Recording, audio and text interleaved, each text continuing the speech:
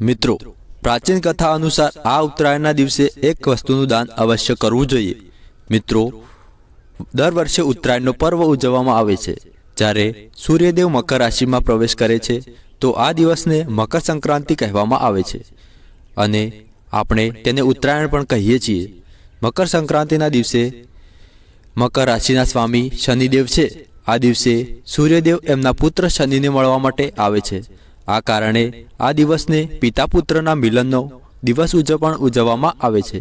મિત્રો, જ્યારે સૂર્યદેવ શનિ મહારાજને મળવા માટે તેમના ઘરે પધારે છે તો શનિદેવ એમનું સ્વાગત કરે છે, તેમના પિતાને નમસ્કાર કરે છે અને એમને પ્રસન્ન કરવા માટે તેમને ભોગ પણ ચડાવે છે।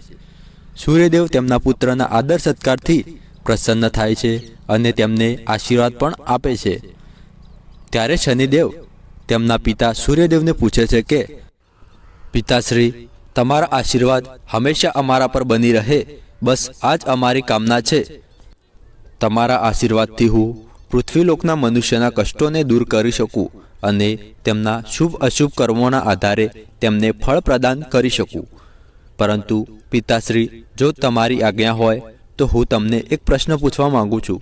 ત્યારે સૂર્યદેવ કહે છે, હા હા, કેમ નહીં, તારા મનમાં જે પ્રશ્ન આવ્યો હોય એ તું મને નિશ્ચિત થઈને પૂછી શકે છે। ત્યારે શનિદેવ કહે છે, પિતાશ્રી, મનુષ્યને ઉત્તરાયણના દિવસે કઈ વસ્તુનું દાન કરવું જોઈએ અને તેમને દાન કરવાથી કયું ફળ પ્રાપ્ત થાય છે? ત્યારે સૂર્યદેવ કહે છે, હે પુત્ર શનિ, તે માનવ જાતિ માટે ખૂબ જ અગત્યનો પ્રશ્ન પૂછ્યો છે। આ પ્રશ્નનો ઉત્તર પહેલા હું તને એક અત્યંત મહાન કથા સંભળાવીશ અને આ કથાને તું ધ્યાનથી સાંભળજે। તને તારા બધા જ પ્રશ્નોના ઉત્તર મળી જશે। આ કથાનું જે શ્રવણ કરે છે તેમને 100 વર્ષો સુધી મને જળ પ્રદાન કરવાનું ફળ પ્રાપ્ત થાય છે તથા તેમના બધા જ દુઃખો અને રોગો નષ્ટ થઈ જાય છે। શનિદેવ કહે છે, હું આ કથાને ખૂબ જ ધ્યાનપૂર્વક સાંભળીશ। ત્યારે સૂર્યદેવ કથા સંભળાવતા કહે છે કે પ્રાચીન કાળની વાત છે। પૂર્વ દેશમાં એક અત્યંત શોભાયમાન નગરી હતી। એ નગરીમાં પ્રહલાદ નામનો એક અત્યંત વિદ્વાન બ્રાહ્મણ રહેતો હતો। એ બ્રાહ્મણની પત્નીનું નામ સુકન્યા હતું। એ બંને અત્યંત ધાર્મિક અને પુણ્યવાન હતા। પ્રહલાદ દરરોજ તેના કામોમાંથી નિવૃત્ત થઈને સૂર્યને જળ ચડાવીને તેના દિવસની શરૂઆત કરતો હતો અને તે બ્રાહ્મણની એક પુત્રી પણ હતી। એ પુત્રીનું નામ હતું સીતા। સીતા ખૂબ જ સુશીલ, ચરિત્રવાન અને ગુણવાન હતી। બચપણથી જ પ્રહલાદે તેની પુત્રીને ખૂબ જ પ્રેમથી મોટી કરી હતી। પ્રહલાદે તેને બધા જ પ્રકારના સંસ્કારો પણ આપ્યા હતા। જ્યારે સીતા ઉંમરલાયક થઈ ત્યારે એના પિતા પ્રહલાદને તેના વિવાહની ચિંતા થવા લાગી। થોડા સમય પછી પ્રહલાદે તેના દીકરીના વિવાહ નજીકના ગામમાં એક મુખીના દીકરા સાથે કરી દીધા। તે ગામનો મોટો ખૂબ ધનવાન મુખી હતો। સીતાની સાસરીમાં કોઈ વાતની કોઈ કમી ન હતી। સીતા પણ તેની સાસરીમાં ખૂબ જ મોજથી રહેતી હતી। થોડા સમય પછી સીતા તેના પિતા દ્વારા આપેલા સંસ્કારોને ભૂલી જાય છે। પહેલાં એ દરરોજ સવારે ઉઠીને સૌથી પહેલાં સૂર્યને જળ અર્પણ કરતી અને હવે તો એને સૂર્ય તરફ જોવાનું પણ બંધ કરી દીધું હતું। આખો દિવસ ઘરમાં આરામ જ કરતી રહેતી। સીતાનો પતિ પણ તેના કામમાં વ્યસ્ત રહેતો હતો। એ પણ કોઈ પ્રકારનું ધાર્મિક કામ ન કરતો હતો। એને ક્યારેય પણ સૂર્યને જળ અર્પણ કર્યું ન હતું અને એને કોઈ દાન કે કોઈ પુણ્યનું કામ પણ નહોતું કર્યું।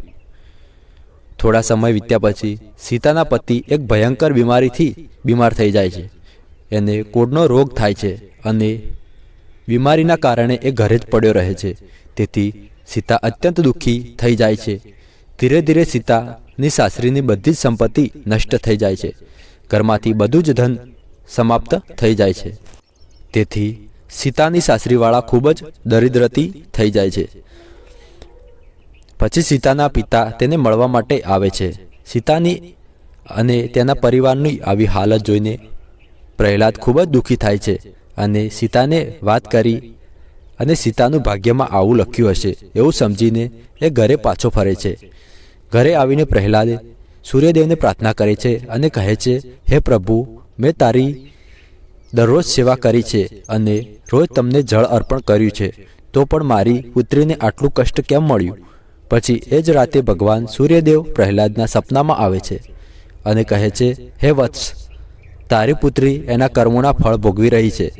તે તારી પુત્રીને જે પણ સંસ્કાર આપ્યા હતા એ બધા જ એ ભૂલી ગઈ છે, એટલે તું ત્યાં જઈને તારી પુત્રીને એ સંસ્કારોને યાદ અપાવજે અને આવનારી મકર સંક્રાંતિ પર ગોળનું દાન કરવાનું કહેજે. બીજા દિવસે પ્રહલાદી સવારે જલ્દી ઉઠીને સીતાના ઘરે જાય છે અને સીતાને સપના વિશે બધી જ વાત કહે છે. તેથી સીતાને બધી જ વાત સમજાઈ જાય છે. એ તેના પિતાની વાત માનીને મકર સંક્રાંતિના દિવસનો રાહ જોવે છે. પછી જ્યારે મકર સંક્રાંતિ આવે છે ત્યારે સીતા સવારે સ્નાન કરીને સૂર્ય દેવતાને અર્ઘ્ય આપે છે અને મંદિરમાં જઈને ગોળનું દાન કરે છે, જેથી સૂર્યદેવ અત્યંત પ્રસન્ન થઈ જાય છે.